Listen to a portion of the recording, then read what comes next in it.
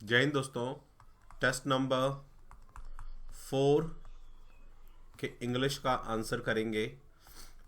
Question number 1 है, in the following question out of the 4 alternative choose the word which best express the meaning of the given word. Okay, synonym निकालना है कुपिडिटी का। ठीक है, देखो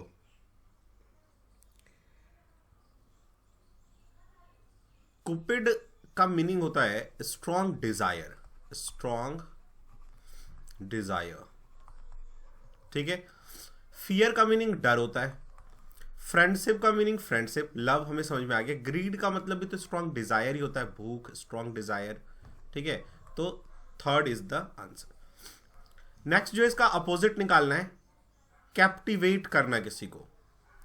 ठीक है, देखो कैप्टिवेट का मीनिंग होता है किसी को बांध देना या लुभा के बांध लेना। मतलब किसी को कहते हैं ना कि यार उसने टेररिस्ट ने उसको कैप्टिवेट कर लिया, कैप्चर कर लिया है। या इसका एक अलग मीनिंग भी हो सकता है कि मान लो कि आपने कोई ऐसा चीज देखा कि आपको इतना पसंद आया, मंत्र मुग्ध हो गए, आप कैप्टिवेट हो गए। ठीक है ना, तो इसका उल्टा क्या हो जाएगा, डिस्ट्रैक्ट होना। कैप्टिवेट का एक मीनिंग हो गया अट्रैक्ट होना, ठीक है, दूसरा हो जाएगा डिस्ट्रैक्ट होना। ऑब्सक्योर का मीनिंग होता है which is not known, not known, जिसके बारे में पता नहीं है। रिलीज करना, इम्प्रिजन मतलब जेल में डालना। ठीक है, 103 पे आओ। ठीक है, देखो तो इसमें हमें क्लैडस्टाइन का पूछ रहा है। क्लैडस्टाइन का मीनिंग होता है जैसे कोई भी चीज छुपा हुआ हो, सीक्रेट, तो क्लैडस्टाइन कहते हैं उसको। स्पेलिंग होती है इसकी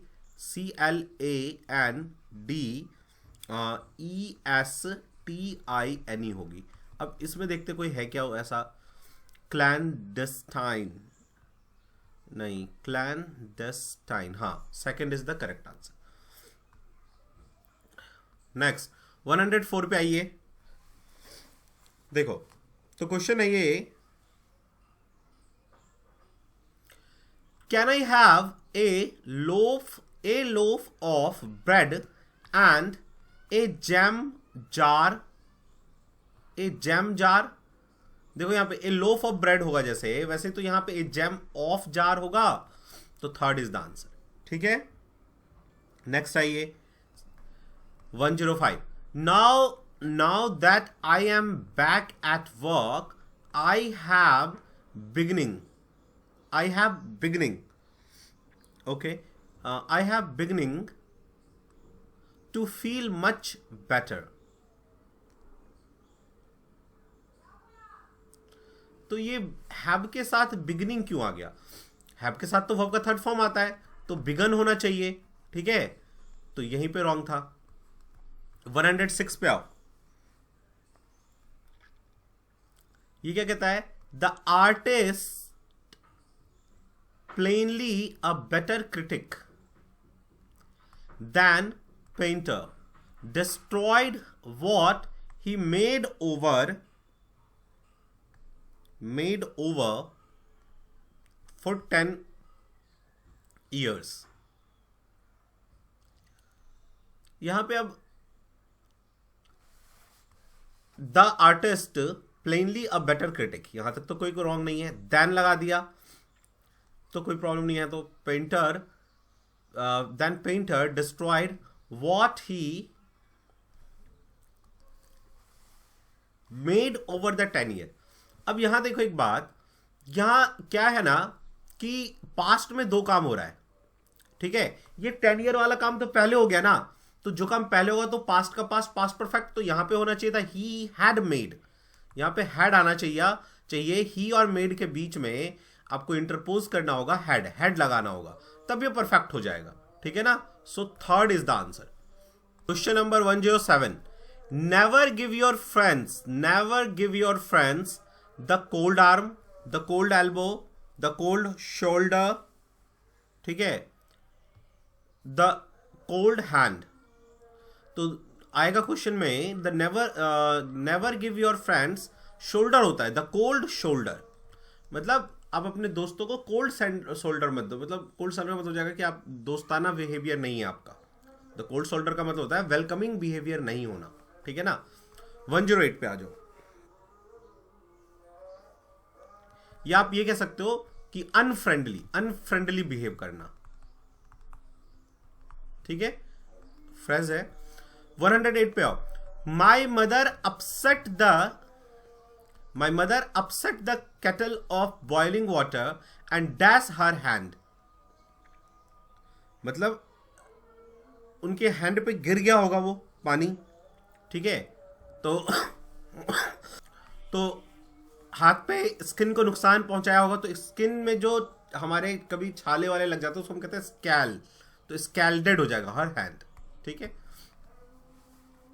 क्योंकि स्कोल्डेड का मतलब तो गाली होता है, तो गाली तो नहीं दिया होगा। स्कॉर्च्ड हीट, जब गर्मी बहुत ज्यादा लगती है उसे स्कॉर्चिंग हीट कहते हैं। वुंडेड, यहाँ पे वुंडेड जो है ना, मैं कंफ्यूज हो सकता है बहुत लोगों ने क्या होगा, लेकिन देखो जब पानी गिरता है और फफूला ज्यादा होता है उसको कहते हैं स्कैल आ जाना, ठीक है ना, उसे वुंड नहीं कहते, है तो वुंड का ही फॉर्म।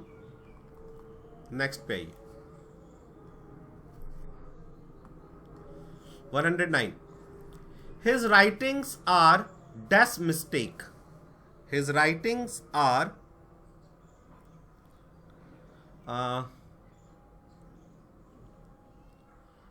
replete with mistake आना चाहिए। देखो replete with mistake, क्यों? क्योंकि देखो ये क्या कहना चाहता है, his writings are full of mistake, mistake बहुत ज्यादा होगा। बर्स्ट इनटू तो नहीं होगा, मिस्टेक बर्स्ट तो नहीं आएगा। बोस्टेड ऑफ तो नहीं होगा, बोस्टेड ऑफ मतलब सेक ही मारना, तो वो भी नहीं होगा। ब्रूडेड विद का मतलब होता है एक साथ जन्म लेना, तो वो भी नहीं होगा। रिप्लीट का मीनिंग होता है फुल ऑफ समथिंग, तो इसका मतलब वो ये कहना चाह रहा है कि उसका जो राइटिंग है फुल ऑफ मिस्टेक है, तो रिप्लीट विद फुल ऑफ, इसका मीनिंग होता है फुल ऑफ मिस्टेक, ठीक है। 110 पे आओ। कट ए सॉरी फिगर। कट अ सॉरी फिगर का ये मीनिंग होता है ना कि आपने कुछ गलती कर दी, इसके लिए आप अब माफी मांग रहे हो, ठीक है। तो did not stand straight wrong, apologize for his remark, ये नहीं होता है, इसमें कंफ्यूज मत होना। कट अ सॉरी फिगर में होता क्या है कि आपने कोई रॉन्ग इंप्रेशन छोड़ा है, created a wrong impression. To take to task, to take to task का मीनिंग होता है किसी को डांटना, स्कॉल्ड करना। Forgive him, slapped him, reprimand, reprimand का मतलब होता है डांटना। ब्रिंग टू लाइट, रिवील करना, ब्रिंग टू लाइट का मतलब किसी चीज को बता देना, revealed.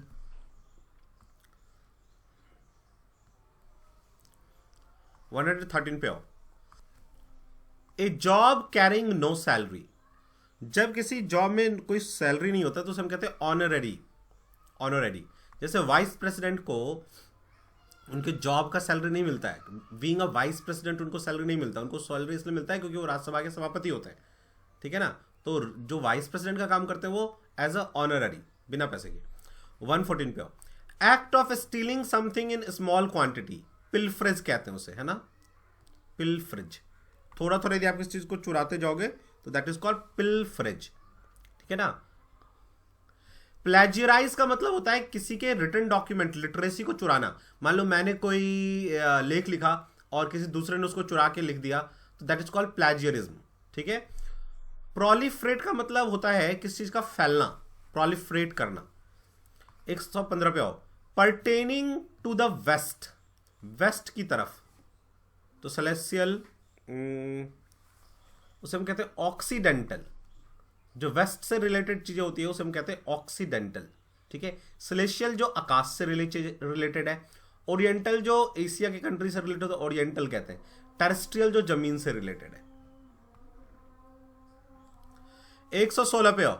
As soon as I arrived in home, arrived in home. अब आपको लग रहा होगा यहां पे कि कुछ मिस्टेक मुझे मिल रहा है। अराइव्ड होम होता है ना, याद करो मैंने कितनी बार आपको सिखाया कि जनरली तो इसने तो दिया होता है ना, अराइव्ड टू देता है जो पकड़ में नहीं आता है, इन तो फिर भी पकड़ में आ गया। कभी भी होम के साथ कोई प्रिपरेशन नहीं लगता है, अराइव्ड होम। जैसे I am going to school, correct, मैं कहूं I am going to school तो ये करेक्ट है। लेकिन यदि मैं कहूं I am going to home then it is wrong, home के साथ टू नहीं लगता, ठीक है, ये ध्यान रखना है। क्लियर। नेक्स्ट आइए, unfortunately I did not pass in the examination. ठीक है, I did not pass, unfortunately I did not pass. तो ये तो ठीक है, कोई प्रॉब्लम नहीं है, तो नो इंप्रूवमेंट. नेक्स्ट देखो, अच्छा एक चीज क्वेश्चन में मैं एक आपको और कहना चाहूंगा, हो सकता है आप इसे इंटरनेट वगैरह पे ढूंढोगे कहीं भी, तो आई डिड नॉट पास और यहां आई डिड नॉट पास है ना, तो इसी को लगा दिया होगा. ठीक है, ये एक्चुअली क्या हुआ था, सीपीओ के एग्जाम में जब ये क्वेश्चन आया था, ठीक है, तो वहां पे एसएससी ने यही लगा के दे दिया था, आई डिड नॉट पास, तो यहां पे लगा दे दिया आई डिड नॉट पास. ठीक है, तो आप भी अब मेरे ख्याल से तो नो इंप्रूवमेंट होना चाहिए. आप किसी भी अच्छे टीचर से पूछोगे तो नो इंप्रूवमेंट होना चाहिए, लेकिन सेम वही है तो इसको लगाते हैं आंसर. ठीक है, तो आप आंसर यदि एग्जाम में आ ही जाए तो आई डिड नॉट पास ही लगा देना. ठीक है, 1% हो सकता है कि वो नो इंप्रूवमेंट दे दे, तब आप फंस जाओगे. थोड़ा सा फंसने वाला क्वेश्चन है ये. ठीक है, लेकिन मेरा रिकमेंडेशन है कि आप ये वाला ही लगाना, आई डिड नॉट पास. ठीक है ना, नो इंप्रूवमेंट मत लगाना, लेकिन होना चाहिए नो इंप्रूवमेंट, क्योंकि इंप्रूवमेंट है ही नहीं. 118 पे आ जाओ. His powerful desire brought about him downfall. His desire for power होगा, हिज पावरफुल डिजायर नहीं. देखो कभी भी सब्जेक्ट की जगह पे ना हम पजेसिव केस यूज नहीं करते, तो हिज डिजायर फॉर पावर होना चाहिए. ठीक है, इसको हटाओ, सेकंड लगाओ.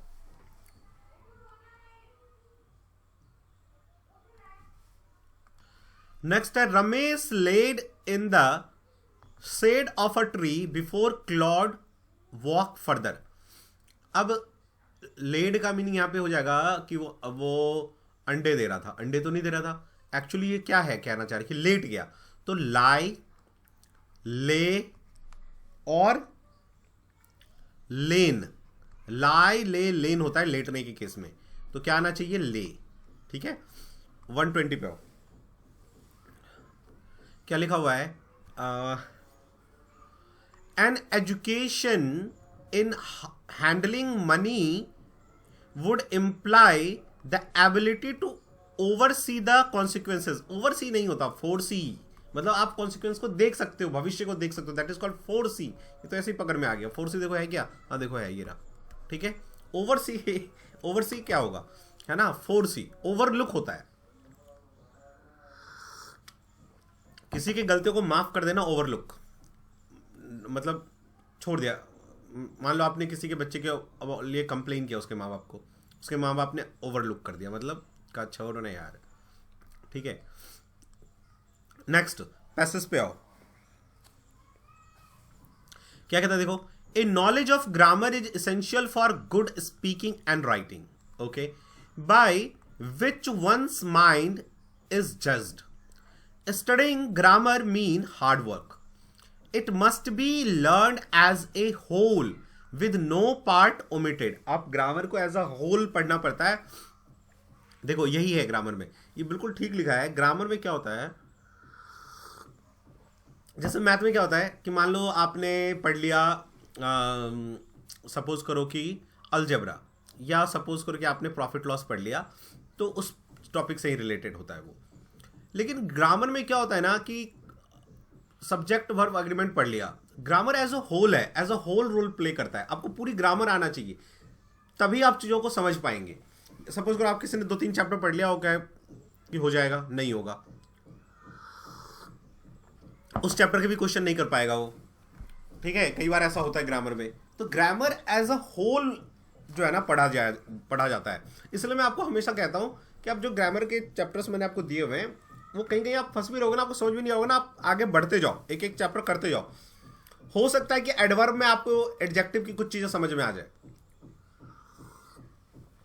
समझ गए ना, तो ऐसा है.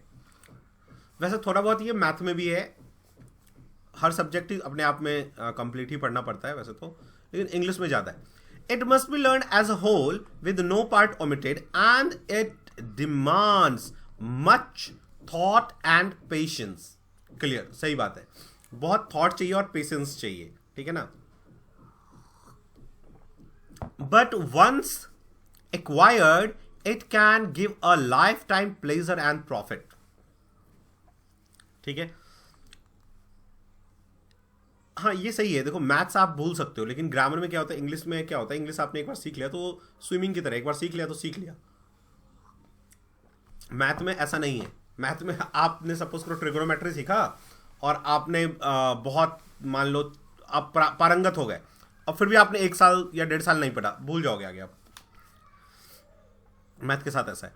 नेक्स्ट आओ, फिर क्या कहता है, its study required no physical hardship, no special room और expenses. If people spent only their leisure time studying grammar, they could master it in 1 year. The author learned it in less than a year as a private soldier, earning 6 pence a day. He sat on his bed and studied.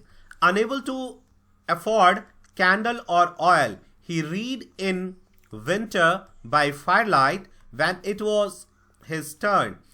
If he could manage it thus and with no outside encouragement, then any youth, however poor or busy, could do the same. है ना. जब उसका turn आता था ना light में बैठने का, तब वो पढ़ लिया करता था ग्रामर. ये बात तो बिल्कुल भी करेक्ट है.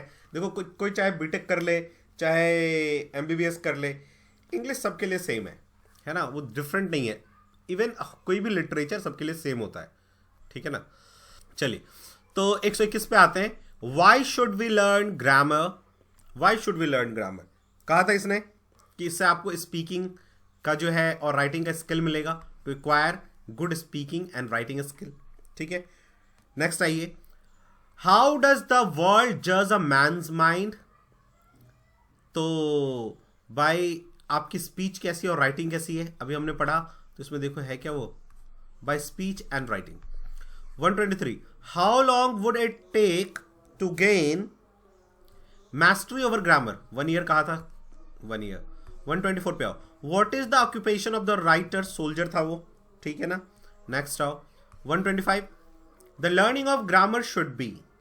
जो ग्रामर का लर्निंग है वो कैसा होना चाहिए, उसमें आपको पेशेंस होना चाहिए, थॉटफुल होना चाहिए, कहा था ना, और पूरा एज अ होल पढ़ना चाहिए, यानी होलिस्टिक अप्रोच होना चाहिए. So first clear. चलिए आगे बढ़ते हैं.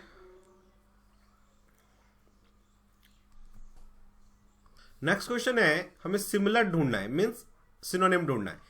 तो क्वेश्चन है डिस इवेल्ड. इसका मीनिंग होता है हेल्टर स्केल्टर. हेल्टर स्केल्टर मतलब इधर उधर, अस्त व्यस्त, ठीक है. तो इसका सेम क्या हो जाएगा, टाइडी का मीनिंग तो होता है सब कुछ एकदम अपने जगह पे होना, क्लीन नीट नहीं, अनटाइडी इधर उधर, अस्त व्यस्त. टाइडी का मतलब होता है सब कुछ अरेंज्ड, अनटाइडी का मीनिंग हो जाएगा अस्त व्यस्त. नेक्स्ट क्या है, ये भी सिनोनिम देखने में, वेनरेट. वेनरेट का मीनिंग होता है किसी को आदर करना, किसी को रिस्पेक्ट देना. वेनरेटेड, वैनिटी है ना, तो रिस्पेक्ट समवन. रेवर, ये रेवर, ठीक है ना, रेवरेंस में आता है. रेवरेंस मतलब किसी के लिए श्रद्धा, रिस्पेक्ट होना, ठीक है. डिस्पाइज, श्रद्धा नहीं, किसी को बात नहीं माननी किसकी. डिसोवे मतलब होता है आज्ञाकारी ना होना. डिसरिगार्ड, वही किसी को आदर ना करना, ठीक है.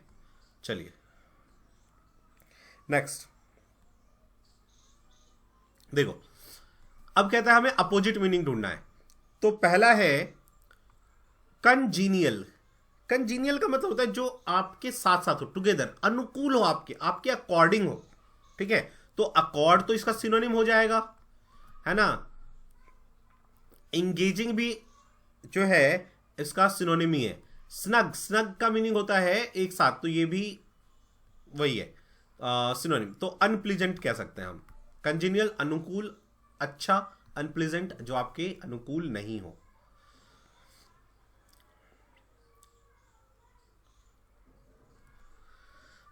129 पे हो। तो 129 है एब्जॉर। एब्जॉर का मतलब होता है किसी को परित्याग कर देना, छोड़ देना उसको, ठीक है ना। तो इसका उल्टा क्या हो जाएगा? रिनाउंस का मीनिंग भी परित्याग होता है। रिलिंक्विश का मतलब छोड़ देना, एब्निगेट मतलब भी छोड़ देना, ठीक है ना, नेगेट कर देना, जैसे किसी बुरी आदतों को। एक्वायर जो है इसका अपोजिट मीनिंग हो जाएगा, ठीक है। फ्री वन, ये क्या है? Given word and sentence alternate choose which can be substitute. अच्छा, वन वर्ड सब्सटीट्यूशन है। हाईली स्किल्ड, जो हाईली स्किल्ड होते हैं, ठीक है, उसे हम क्या कहते हैं? कंज्यूमेट। यस, कंज्यूमेट मतलब जो बहुत ज़्यादा स्किलफुल है। ये मेरे को याद है, कंज्यूमेट लायर, एक क्लास में हम लोग पढ़ा करते थे, ये 9th में या 10th की बात है। कंज्यूमेट लायर था, मतलब उसकी झूठ बोलने की आदत जाती नहीं थी। कंज्यूमेट मतलब हाईली स्किल्ड, आप पकड़ ही नहीं पाओगे, ठीक है ना, कि वो झूठ बोल रहा है। देखो, इनवेटरेट यहां पे जो है, इसका मीनिंग है कोई हैबिट लॉन्ग टाइम से यदि आपको है, long time habit, long time से कोई आपको हैबिट है, that is called inveterate, right. Notorious का मीनिंग होता है इल फेमस, जो अपने बुराइयों के लिए फेमस है, कुख्यात। एक होता है कुख्यात जो अच्छे के लिए है, कुख्यात जो बुराइयों के लिए फेमस है, इल फेमस भी कहते हैं उसको। मेल एड्रॉइट, देखो मेल कहीं भी वर्ड मिल जा रहा है, इसका मीनिंग होता है गंदा। मेल एड्रॉइट मतलब जो अपने काम में ना अनस्किल है, अनस्किलफुल है ना। गॉस भी कहते हैं इसको, GAUCHE, गॉस मतलब मेल एड्रॉइट होता है, फ्रेंच वर्ड है, ये एग्जाम में आया हुआ है आपके। 131 पे आइए। Identification with the feeling of another, जब हम किसी दूसरों के प्रति, है ना, अब एक जैसा फील करते हैं, किसी के लिए सद्भावना है तो उसे सिंपैथी कहते हैं। यदि आप किसी के लिए बुरा फील कर रहे हैं, सिंपैथी। यदि किसी को, जैसे इसने कहा ना, identification with the feeling of another, उसके जैसा ही फील करने लग जाते हैं, तब तो उसे एम्पैथी कहते हैं। मान लो कोई दुख फील कर रहा है और आप भी उसके साथ दुख फील कर रहे हो, तो दैट इज एम्पैथी। कोई दुख फील रहा है, उसको आप कह रहे हो अरे भाई कोई बात नहीं, कोई दिक्कत नहीं है, टेंशन मत ले, मैं हूं ना, तो दैट इज सिंपैथी, ठीक है। अपैथी मतलब होता है किसी चीज से कोई चीज पसंद नहीं आना, किसी चीज में आपका ध्यान ना जाना, अपैथी, इंटरेस्ट नहीं होना।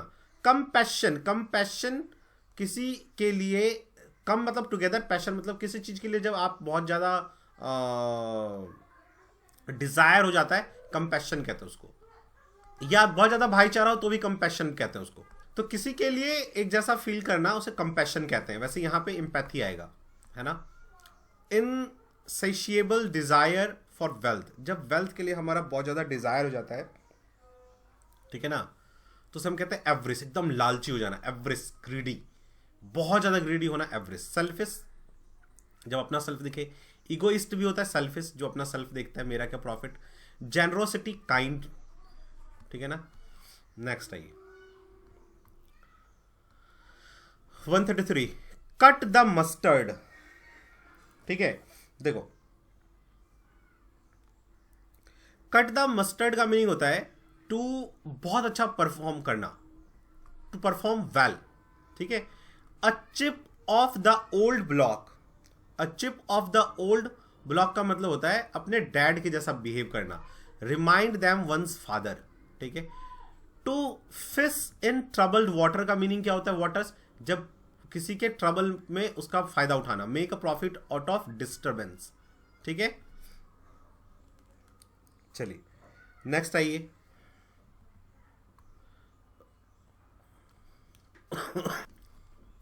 136, why you have been doing since the workshop last month, what you have been doing since the workshop, sorry मैं वर्कशॉप पढ़ रहा हूँ, वर्कशॉप है। what you have been doing since the workshop last month, तो यदि हम इसमें question mark है तो वॉट है, यहाँ सब्जेक्ट यू है, लेकिन हमारा वर्ब पहले आना चाहिए था, तो वॉट हैव यू बिन होना चाहिए ना। What have you been doing, तो थर्ड होना चाहिए। देख रहे हो, इंटेरोगेटिव में question mark, sorry helping verb पहले आना चाहिए सब्जेक्ट के। 137 पे आओ। 137 क्या है? करप्शन इज द मोस्ट, तो मोस्ट के साथ द लगा है, ठीक है, सीरियस, ठीक है, उसके बाद सीडी के फॉर्म पीडी है। So corruption is the most serious problem in India, तो बिल्कुल ठीक है, कहीं कोई प्रॉब्लम नहीं है, इसके पीछे द इसने लगा दिया, इसके बाद इसने पॉजिटिव फॉर्म यूज किया है, तो बिल्कुल ठीक है, नो इंप्रूवमेंट। नेक्स्ट आइए, फिल इन द ब्लैंक्स है। देखो क्वेश्चन है, Sid and hers are dash unable to complete the task. Sid and hers are neither, neither तो अब लगा नहीं सकते क्योंकि नाइदर के बाद सब्जेक्ट आना चाहिए था, तो नाइदर आइदर में से कुछ होगा नहीं, ईच होगा नहीं, बोथ, दोनों के लिए बोथ लगाना पड़ेगा।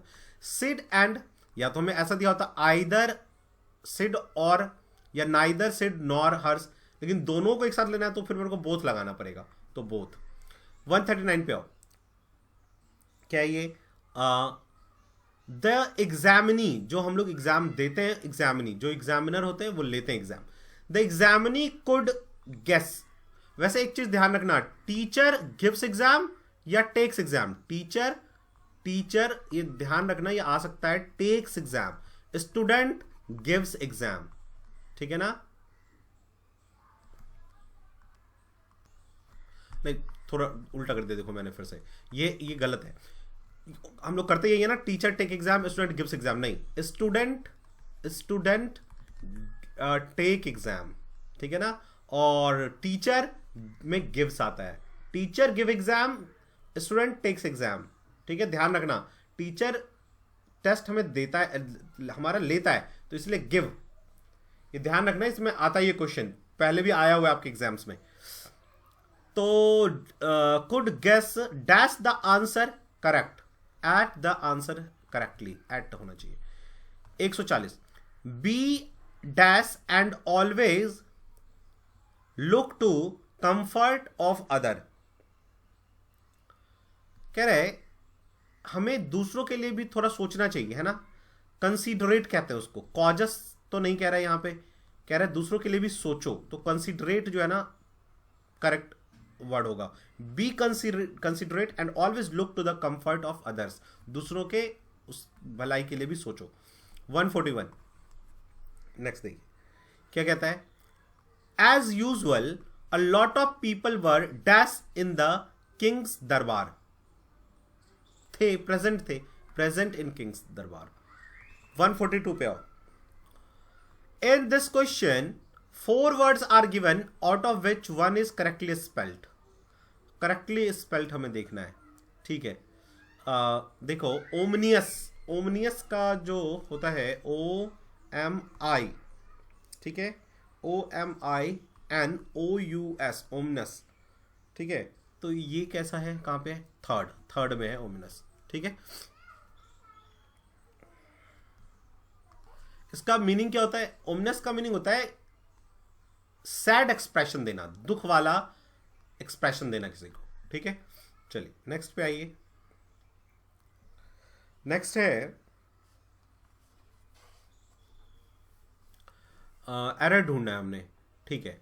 143 पे आओ, ही आउट नॉट थोड़ा होता है, आउट टू होता है, आउट के साथ टू लगता है, तो यहीं पे मिल गया।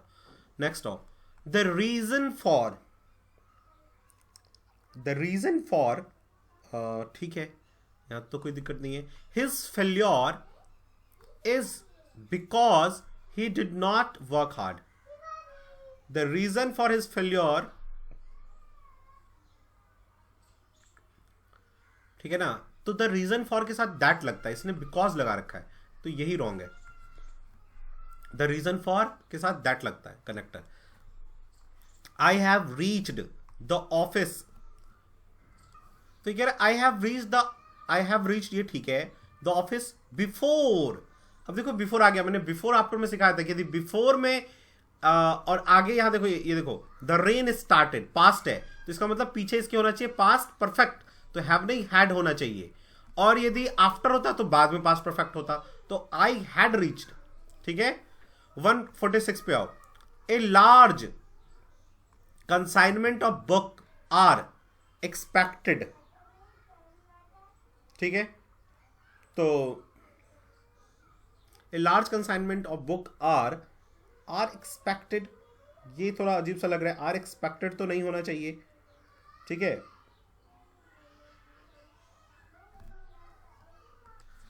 तो एक्सपेक्टेड नहीं होगा तो क्या होगा, एक्सपेक्टेड तो लिख सकते हैं, ए लार्ज कंसाइनमेंट ऑफ के साथ हमारा सिंगुलर लगना चाहिए। अच्छा यहां आर दे रखा हो, ये होगा, देखो सुनो, ऑफ के पहले हमारा सब्जेक्ट होता है, हमारा सब्जेक्ट ए लार्ज कंसाइनमेंट है, कंसाइनमेंट्स तो नहीं है, तो सिंगुलर है, सिंगुलर है तो इज होगा, आर की जगह इज लगाओ। नेक्स्ट पे आ जाओ, चेंज इन वॉइस। नेक्स्ट देखिए, चेंज द वॉइस, ठीक है। दिस बुक कंटेन्स पिक्चर, तो क्या होना चाहिए, ऑब्जेक्ट लो पहले, भाई पैसिव बनाना है तो पहले ऑब्जेक्ट लो, पिक्चर्स, पिक्चर्स, फिर आना चाहिए इसमें are, pictures are contained in this book. By this book मत लगा देना कि पैसिव में बाय लगता है, बुक के लिए तो इन लगेगा ना, इन दिस बुक। बाय तो तब होगा जब किसी के द्वारा होगा, by Rohan, mangoes are eaten by Mohan, है ना, तो यहां पे इन लगेगा। तो देखो कहां पे, pictures are contained by this book, नहीं, ये जल्दी में किसी ने लगा दिया होगा तो यहां पे बाय गलत है, इन होता तो ठीक हो जाता। पिक्चर्स वर, नहीं, वर तो आएगा नहीं, प्रेजेंट टेंस है। Pictures are contained to this book, नहीं, pictures are contained in this book, ठीक है। नेक्स्ट आओ, नेक्स्ट है हमें इसका नरेशन बताता है, ठीक है ना। द लेडी आस्क्ड, तो यही होगा, द लेडी आस्क्ड, और विच का फॉर्म है तो विच ही आएगा, द लेडी आस्क्ड, नहीं ये तो गलत है, पहले विच कहां गया, द लेडी आस्क्ड विच, ये ठीक है, द लेडी सेड गलत है, द लेडी आस्क्ड विच, दोनों ठीक है। अब उसके बाद which way is the post office, तो the lady asked the way, the lady asked the way होना चाहिए, the lady asked which post office was on the way, गलत हो जाएगा ये, ठीक है। फोर्थ आएगा, द लेडी आस्क्ड विच, लेकिन विच के बाद वॉज आ जाएगा, ये गलत है, वॉज नहीं आना चाहिए, सब्जेक्ट आना चाहिए। तो फिर मेरी मुसीबत ये है कि यही लगाना पड़ेगा फिर second, the lady asked which post office was on the वे, लेकिन फिर तो मीनिंग ही चेंज हो जाएगा, देख रहे हो। यदि मैं सेकंड लगा रहा हूं तो प्रॉब्लम क्या आ रहा है, द लेडी आस्क्ड होना ये चाहिए which, the lady asked which, लेकिन विच लगाऊंगा तो फिर subject post office, the post office which, the post office way to, इस तरह से होना चाहिए था, लेकिन वो है नहीं इसमें। यदि मैं ये लगा दूंगा तो क्या हो जाएगा इसका मीनिंग, कि इस रास्ते पे कौन सा पोस्ट ऑफिस है, जबकि वो पूछना चाह रही है कि इस पोस्ट ऑफिस को कौन सा रास्ता जाता है, तो इसलिए ये मीनिंग गलत हो जाएगा, ठीक है। तो मीनिंग हमें इंटैक्ट रखना है, सेम रखना है, ये तो गलती है फंडामेंटली, ये भी गलत है, विच के बाद कभी भी यहाँ पे सब्जेक्ट पहले आना चाहिए। तो ये फर्स्ट वाला जो मैंने काट दिया ये सही तो नहीं हो सकता, देखो तो, the lady asked the way to the post office, तो मीनिंग वाइज यही एक है जो ठीक है, यही लगा दो।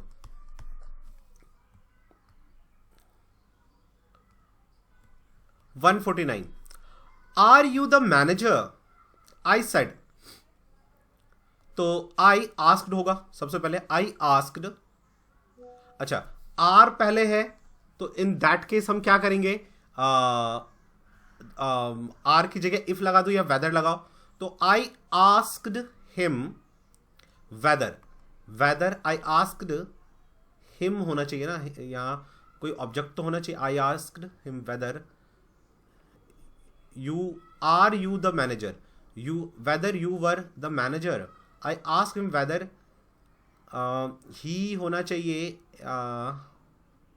देखो यू चेंज होगा सेकेंड पर्सन ऑब्जेक्ट के अकॉर्डिंग, तो आई सेड हिम होगा, तो आई आस्क्ड हिम होगा, तो ही होना चाहिए, यू के पास तो यू ही नहीं रहेगा, ठीक है।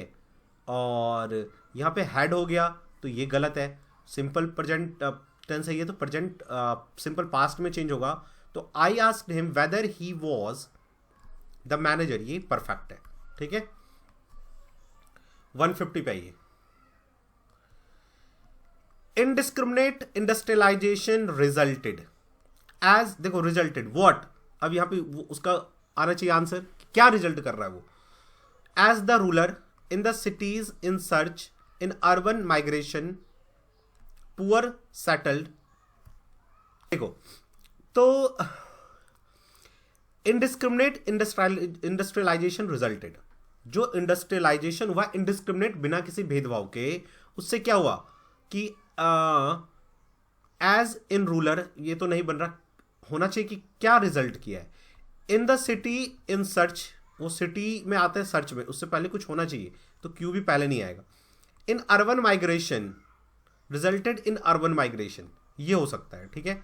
अच्छा दूसरी बात, लास्ट का एक बार देख लो, of opportunity, in indiscriminate industrialisation resulted dash dash dash, जो भी होगा बाद में आएगा of opportunities, in search of, in city in search of opportunities, कि वो सिटी में आते हैं अपॉर्चुनिटी के सर्च में, तो क्यू लास्ट में आना चाहिए, क्यू लास्ट में एक ही में है, ठीक है। और वैसे भी देखो फिर आर परफेक्ट बैठ जाएगा, indiscriminate industrialisation resulted in urban migration, urban migration हो रहा है, ठीक है ना। एज द रूरल, जो गांव के लोग हैं, पुअर सेटल्ड, फिर S in the city in search of opportunities, तो बिल्कुल परफेक्ट हो जाएगा थर्ड, ठीक है। तो ये हम लोगों ने फोर्थ ग्रामर इंग्लिश के फोर्थ पेपर का सॉल्यूशन किया है। किसी को भी CISF के इस टेस्ट सीरीज से जुड़ना हो या पेन ड्राइव कोर्स लेना हो तो आप इस नंबर पे हमें कॉल कर सकते हैं, और CISF, BSF, CRPF, ITBP, किसी भी LDC का आप प्रिपरेशन कर रहे हो, चाहे वो SI हो, चाहे ASI हो, चाहे आप असिस्टेंट कमांडेंट का प्रिपरेशन कर रहे हो, तो पेन ड्राइव ले सकते हो। हमारे पेन ड्राइव से आप पूरा होलसम एक अप्रोच के साथ प्रिपेयर कर सकते हो, कहीं किसी दूसरे नोट्स या किसी भी चीज़ की जरूरत नहीं पड़ेगी, बस हमारा पेन ड्राइव, हमारे टेस्ट, वो मोर देन एनफ है 170-175 तक पहुंचने के लिए, ठीक है ना, SI ASI के एग्जाम में। और AC के एग्जाम में भी जो है मोस्ट ऑफ द थिंग्स आपको यहाँ से मिल जाएगा, लिखने का अप्रोच, ठीक है ना, ग्रामर का अप्रोच, सब कुछ। और इंटरव्यू भी हम लोग करवाते हैं, तो इंटरव्यू का भी आप जो है सेशंस अटेंड कर सकते हैं, ठीक है। तो यदि किसी भी चीज़ एग्जाम का प्रिपरेशन कर रहे हो इनमें से, तो आज ही ऑर्डर करें पेन ड्राइव और अपने एग्जाम को ना, अपने प्रिपरेशन को एक बेहतर अप्रोच दें। तब तक के लिए जय हिंद, जय भारत।